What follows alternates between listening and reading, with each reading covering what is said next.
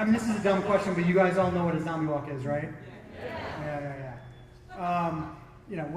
Which I think is amazing. A group of people dress up like zombies and walk from one location to another location for no reason other than to dress up like zombies and walk from one location to another location.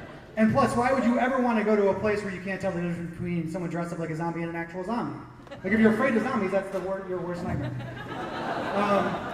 So it doesn't make sense to me, but why are they so popular? I mean, that's a whole different thing, right? Because that is about you, right? I mean, you're dressing up like a zombie. There is something sort of personal and grassroots about that. No, you got me. I have no idea. Yeah. I mean, that'd be like dressing up as Ebola. And just, yeah. Like, oh, hey, there's an Ebola walk tomorrow in Philly. We should all go. It'll be awesome.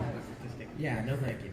I think, like, much like zombies move in hordes, it's part of, like, a community. You've joined a community when you do this. And it's not just the zombie walks, it's zombie speed dating, it's zombie bar crawls. It's like every convention I go to has some sort of zombie prom or whatever. And I think that it's like you have tapped into a community, which is not such a weird thing to say at Comic-Con, because everybody has my Batman and comic book community over here, or gamer community over there. I think it's that you're tapping into a very easily accessible community without really having to do the homework to join in. It's just having to learn how to, am I going to go, the Savini zombie makeup, or going to go more the, current Nicotero type stuff, But yeah, and for me it doesn't make sense because all the other cosplay is cool.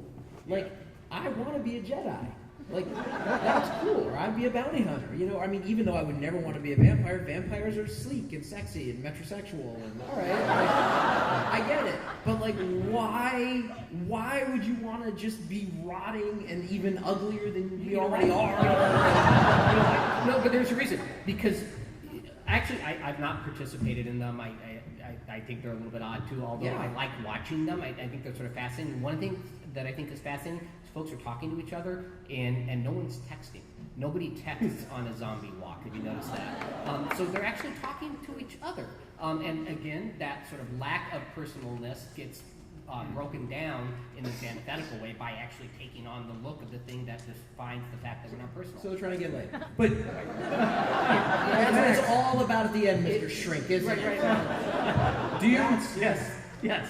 But do you think that part of the appeal is that it's not about being sexy? That anyone belongs, right? Where there's so much emphasis on being sexy normally. Yeah. Now it's like, but I get to, normally I'm not sexy, but now I'm trying to not be sexy, and that's part of the thing, which I do not sexy very well. So. I think there's a lot of this in across cultures, right? Day of the Dead, right? There is absolutely, we have a fascination with death. That's why horror movies are so intriguing, right? And it's a safe way to, Halloween, Day of the Dead, zombie walks. It's a really easy way for us to try and confront that kind of grapple idea. with these kind of ideas. Exactly. It's not like I sit down to dinner with my wife and I'm like, okay, let's have an existential crisis together, right?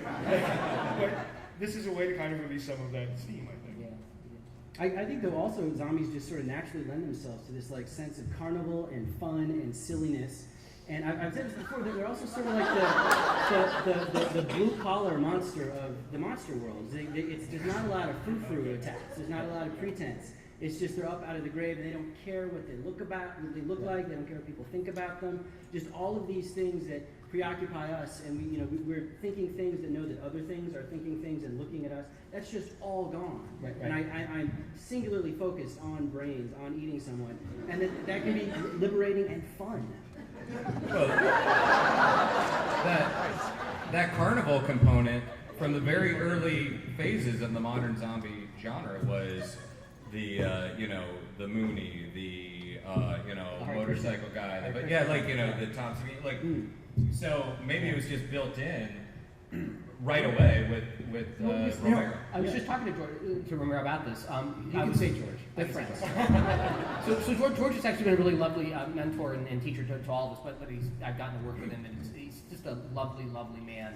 Super smart, has taught me a ton about film, which is a dream for me. I snuck into Dawn of the Dead when I was 11, so the guy who made the movie that I got yelled at for sneaking into is now making my book into a movie. That, by itself, is a dream. When I was recently at the summer camp, the zombie summer camp near where I grew up in Kansas City, and we had the kids watch first Night of the Living Dead and Dawn of the Dead. And I called him for it. I said, what do you want me to tell him? And he said, remind him to laugh. Not Night of the Living Dead, but Dawn of the Dead. There's some moments. I mean, zombies in an ice skating rink. Pies in the face, right? Yeah, the pies in the face. There's a sort of slapstick component to it, which gets to that carnival aspect that you're talking about. I think so. That's a great point. I want to open up to questions now, so if you guys want to line up right there. There's, in terms of Zombie Walks, one thing I want to say is, there's Groucho Marx has this great quote, I would never join any club that would have me as a member. And, you know, I kind of always think about zombie walks in that way, and zombies in general, right? And it's sort of like what you were saying, Steve, that it doesn't matter who you are. You could be the CEO, or you're the guy in the mailroom, or you're the whoever you are. The zombie wants to eat you just as much as he wants to eat everybody else. Zombies are the only club that will take all comers. You know, if you're like a vampire and you're not cool enough, you don't have the right pointy shoes, they won't let you in the club, right?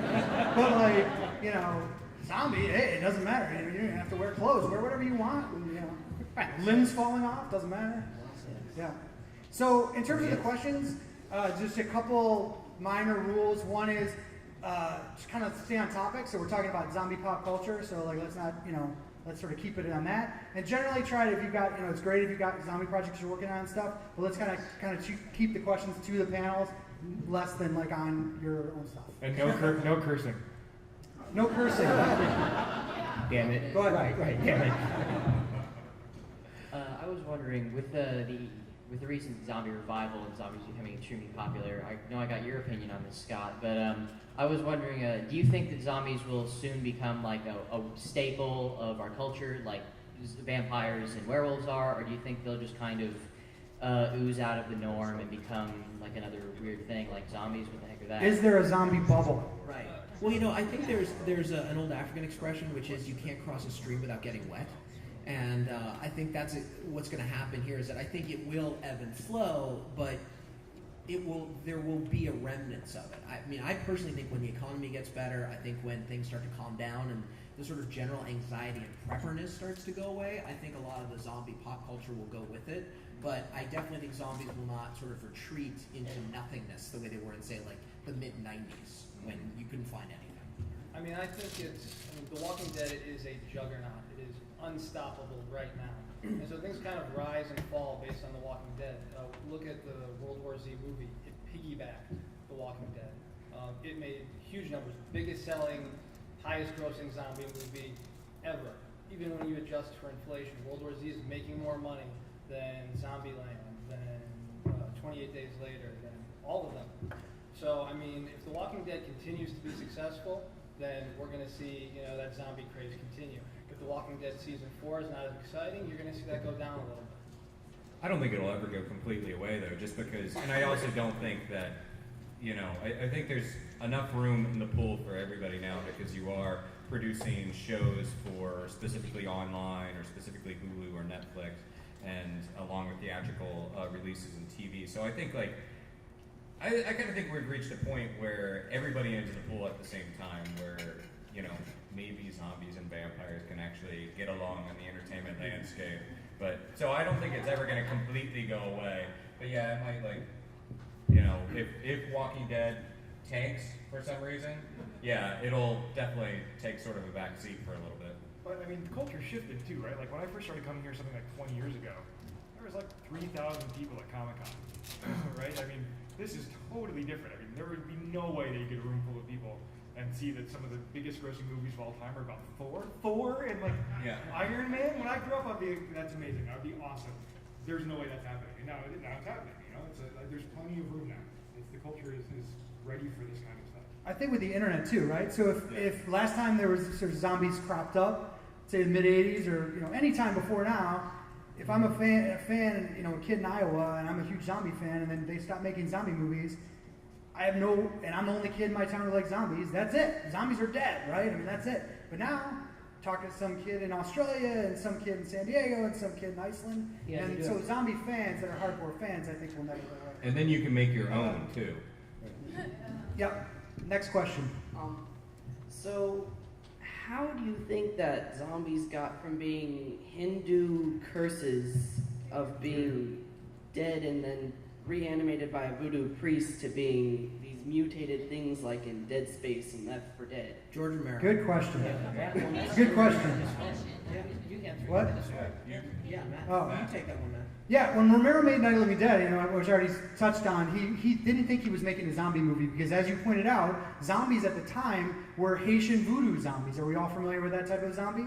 So, not really a monster, not dangerous, brought back through religious ceremony and drugging. And they didn't call them zombies in Night of the Living Dead. They only said it once in Dawn of the Dead. Exactly, they didn't call them zombies. He didn't think he was making a zombie movie, and so he thought he was actually essentially ripping off a book from the 50s, a vampire novel called I Am Legend. So he basically wanted to make I Am Legend, but he was some young kid in Pittsburgh and he couldn't afford the rights to it because it had already been made into a movie. Didn't want to get sued, so he said, "Okay, I'm going to change these vampires just enough to call them something else. Don't have them suck blood. Have them go out during the day. Remove any vestige of vampire lore." And so 10 years later, he didn't make Dawn of the Dead for another 10 years, right? So he made Night of the Living Dead, made some other movies, sort of moved on. 10 years later, Dario Argento came to him and said, "We want you to make another zombie movie, another one of those movies." He said, "Zombie movie? What are you talking about?" And so they gave him cash to make it. They said, "We just want the European cut," and that's sort of where zombies were first really solidified as that's a zombie. And that was a split between zombie, ZOMBI. Yeah, right. Yeah. Right. Yeah, the thing that the common thread from the sort of voodoo tradition and the island tradition to the current zombies is even the old zombie movies, because there were zombie movies before the Romero zombies. They were about the island zombies, and no one was afraid of zombies. They were afraid of becoming a zombie. That was the way those movies worked. But they were still kind of ripe with social commentary. So like the first zombie movie was like a white person could be made into a zombie, so that must make it that much more horrible. So they've always been vehicles for these kind of cool political commentaries. That's, at least that runs through it. Yeah, I think so. In the last thing I'll say about it is in the mid-'60s, before Night of the Living Dead came out, there were two sort of definitive books about Hollywood film monsters that were produced, and both of them cover, there's sort of encyclopedic books about all the Hollywood monsters. And they got Frankenstein and Wolfman. They even have Mad Scientist. They consider that a monster. So it's anything that's sort of an archetypal, bad person. Zombies aren't even mentioned in either book, and these are like thick books. So I think partially it was sort of ripe for the taking. People kind of didn't have a broad pop culture understanding of what a zombie was, so they're like, "Oh, these dead things are coming back and trying to eat us, so that's a zombie, I guess it's a zombie." So there you go. So it's sort of a jump, but they're really different, very different.